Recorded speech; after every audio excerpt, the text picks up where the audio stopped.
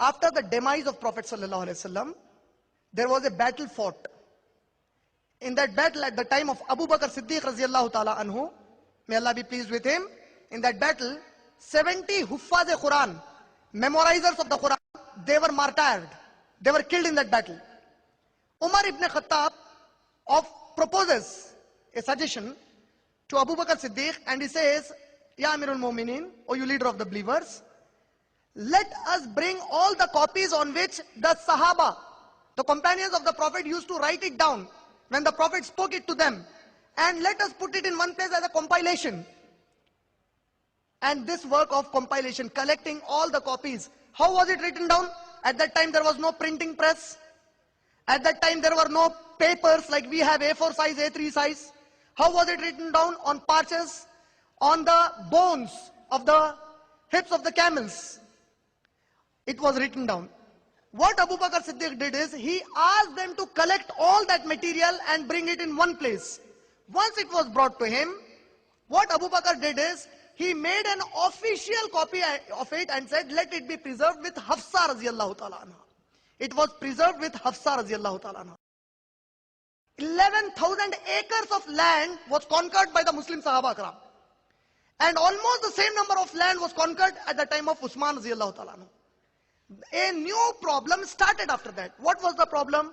The problem was, people who were not Arabs, non-Arabic speaking people, whose language, mother tongue was not Arabic, they started embracing Islam.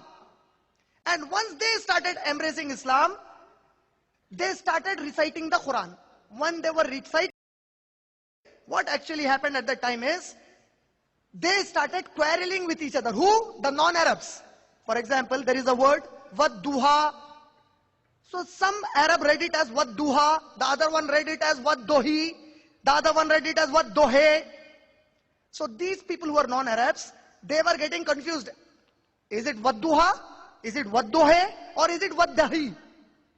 They started quarreling. When this news reached Usman radiyallahu ta'ala anhu, he said, get the copy of the Quran preserved with Hafsa radiyallahu ta'ala anha. When that was brought, he made the scribes, Zayd bin Harith radiyallahu ta'ala anhu, to copy that, not to write, to copy what was preserved with Hafsa in such a method that with 7 different dialects it can be read. There were no vowels put in the Quran. There were no vowels on it. Somebody might be wondering what are vowels. In English we have A, E, I, O, U. In Arabic we have Zabar, Zer, Pesh. They were not there. You might be wondering why were they not there. Those Muslims who read the Urdu newspaper, the Urdu newspaper does not put vowels on it. Zabar, Zer, Pesh, nothing of that kind. Urdu is our mother tongue. We understand what's written there. For the Arabs, Arabic was their mother tongue. Reading Wadduha was not a problem. Reading Waddohe was not a problem. Reading Waddohi was not a problem. What Usman radiyallahu ta'ala anhu did is, he made a copy in such a way that if you pronounce in any dialect, the word should not be wrong. In that form, he made a copy of that Quran and he ordered for 7 more copies of the similar kind.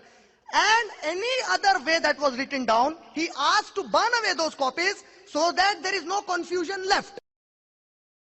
So Usman radiyallahu ta'ala anhu, being the Caliph of Islam, he authorized that this is the official copy of the Quran, not the official author of the Quran. He has just copied it, official copy of the Quran, so that the non-Arabs also, if they read it in different ways, that's not a problem. At the time when Usman burnt it away, nobody got a problem. You know why? There were memorizers of the Quran. Show me one non-Muslim Arab of his time who came with this complaint and said they have changed the Quran.